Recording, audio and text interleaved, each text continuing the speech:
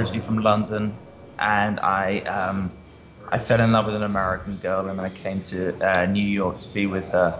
And during that time, we were looking to, as I was trying to find work, I basically got on a bike and I fell in love with the city of New York. Anybody who's been to New York knows what a fantastic city it is. I think anybody who hasn't been to New York knows what a fantastic city it is as well. And spent a lot of time just photographing and meeting people, and I was lucky. It was a sort of the start of blogging, because of the publishing business here, there are a lot of bloggers came out of New York City, the Gawker Network, Engadget, a whole bunch of sites came out of New York City, and so I got wrapped up in that and thought, well, I'll start publishing the photographs and the stories, and I'll send those to, just put them up on the site. And within a few days, you tell your friends about this website, and then they all said, well, I'd like to contribute. And so suddenly I had a whole bunch of people, whether they're in Sydney, Madrid, London, giving me their stories, and we were writing about all the things we were seeing. And that's really just how it started, as sort of a place for us, for people to post, a place for people to post changes that they were noticing around the world. Exciting ideas, trends, yeah. We do three things. We have a website, which is published daily. It's read by about 1 million people a month. We have an events business, and then we have a consultancy. So it's a trends-led business innovation consultancy. In some ways, I guess I'm a thought leader, and basically, I have a bunch of people who provide thought leadership, and we express ourselves, whether it's through the website, whether it's at our events, whether it's providing companies like Apple or BMW with advice. So our website is a go-to source of for new ideas and inspiration. So every day we mine the web, we talk to people, and we find out. We basically publish the ideas that excite us, 30 to 40 ideas a day. We also publish reports, and sometimes we then do analysis pieces. We go, okay, this is what's happening in retail space, this is what's happening in the health space. We have an events business, so we hold large conferences in London, San Francisco, New York, Singapore, and we hold smaller salons, and basically we bring to life the conversation we have each day on the website. We get the people behind a lot of the projects to come and just talk to us and tell us about why things are changing, what's happening. And then we have a consultancy. So the consultancy is basically we use the sort of the model that we've developed for the website. So sort of publishing mentality, research and find. We use that network of experts, the people we put up on stage. We actually can ask them questions. And we also have a network of readers which we access to help us research, to help us find out information, to solicit opinion. And so basically we provide what we say trends-led business innovation. That can be trends research. It can be telling people, giving people new product ideas, telling them how their company could fit into the future, to scenarios. We do inspiration. We do private events. We do private content for people. We come with custom content. I mean, at our heart, we do this thought leadership. I think one of the advantages that we have is just time. I started writing in 2004.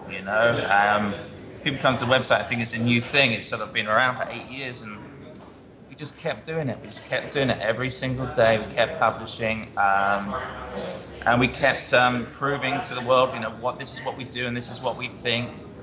And I think that's one of the big differentiators in some ways, is we just kept doing it. A lot of people fell by the wayside.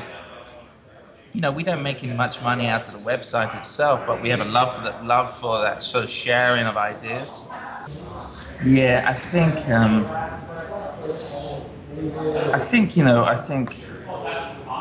we're all going to have to find different ways of making money. I think the web is going to, or digital is going to break down barriers, break down if you had a business which was about the restriction of information or the restriction of product or restricted supply of anything, the web is going to change that. So, like the music industry, like any content business, the changes that are happening to content business is going to happen to every business.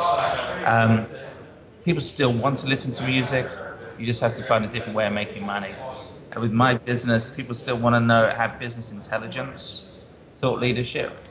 They don't want to pay for it through a magazine or something like that. They want a different type of service. So just recognizing that you can't. I suppose the businesses that are going to survive are going to be the businesses that don't try to make money out of the restriction of supply, but actually from adding value. I think we get paid as consultants because we add value. We we advise, these big companies about what we think the future is for them, and we base it on data that we collect for them. It's very robust how we do it. But it's not about, hey, we don't sell sort of restricted service. We don't sell secrets to clients. So we have these trend reports. I mean, they're expression of the robust analysis that we do for clients. As I said, like American Express or for Apple, sort of work with the analysis that we do or have done for those clients. We sort of basically focus that on a kind of public reports in some ways. So we look at certain topics that are topical. We looked at gaming, obviously gamification, and all those subjects are very interesting to people right now. So we did a future of gaming. We did a future of real-time information where we work with the United Nations. They have a team called Global Pulse, and we looked at how social media can be used to monitor the well-being of communities. Health, and then retail is probably our flagship report.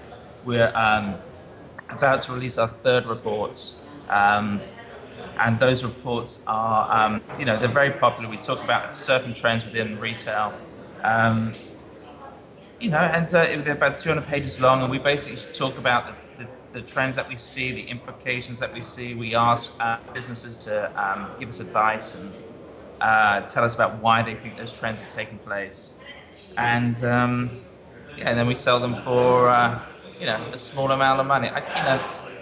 Again, I don't, that business model. I don't know if I need to charge more than $150. I want to be accessible. I mean, our higher purpose is to inspire people to make things better.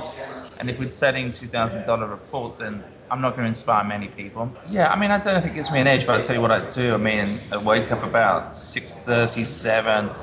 I spend about 3 hours, 4 hours researching every morning. I basically use an RSS reader and spend a lot of time researching.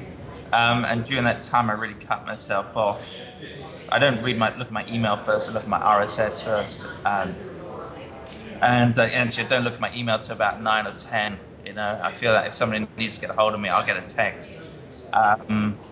So there's that sort of, focus. Of course, having a young family, I get distracted in a good way, but that's a good thing.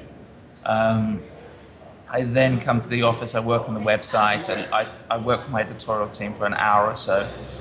And then I get involved in reviewing what the consulting team are doing, talking to the events team about what they're doing.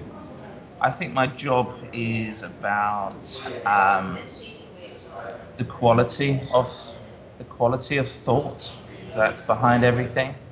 More and more is sort of ensuring that we maintain that sort of quality. And I also think my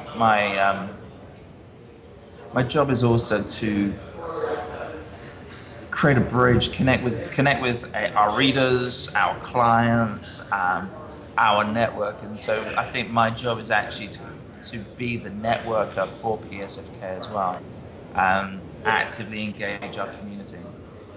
So yeah, and that's what I want to do more and more of actually. It's something that, again, with a young family, I stopped doing a little bit, and I think so once you get the business moving, you actually have to be the person going out there shaking hands and telling people about what's going on. I set an example, and then I allow people to evolve that, challenge what I did in the past. You know, what I did, how I used to write the website, how I used to provide consultancy in the past needs to be updated. And so when I bring people in, there's an expectation to meet what I did, but there's also an expectation to evolve the offering and that's why they're here. I think the two themes that are coming through in the retail reports are this idea of retail on demand.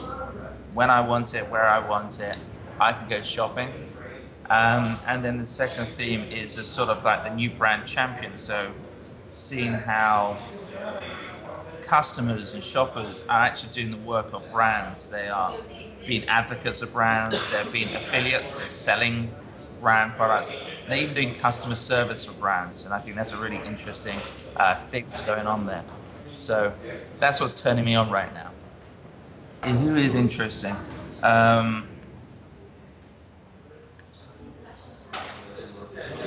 do I mean, there's the typical people. There's like Seth Godin, Russell Davies, the planner. But there could be people that I've collaborated with in the past. Noah Breyer, who's who runs Percolate. He has a very interesting blog. It's great to find people who can connect what's going on and think about it. Grant McCracken is also another great thinker who looks at all this data that's going on and tries to find the pattern within it. So those are all interesting people for me. I think I'm just a curious, nosy, maybe a nosy. I don't know what I am. Yeah, but there is something to me that I can. Yeah. And then sharing, we were the great sharers before everything was you could share. It's been wonderful to have Twitter come along and Facebook, so the ideas can then be shared to a greater network. I think the importance of social data is not going to go away, and the best businesses are going to understand how to use that data in an appropriate manner. And to create wonderful experiences for people. I don't know what to tell myself. I just spend time thinking about what people want. Since at the end of the day, it's sort of trying to work out what people want, trying to work out what your readers want, what your clients want, what your lecturer at college wants, and then providing that answer. I think you spend a lot of time not realizing that there's a formula to a lot of success, and so I think you ignore that. You don't know that actually there is a certain way that you should be answering things or you should be doing things. So just thinking about what your audience wants from you. Work really, really hard. It's very boring. Work really hard. Think about how to make people happy. Take advantage of opportunities when they come along. I mean, I think you create your own luck. I think that's what it's about, and you create your own luck through working hard.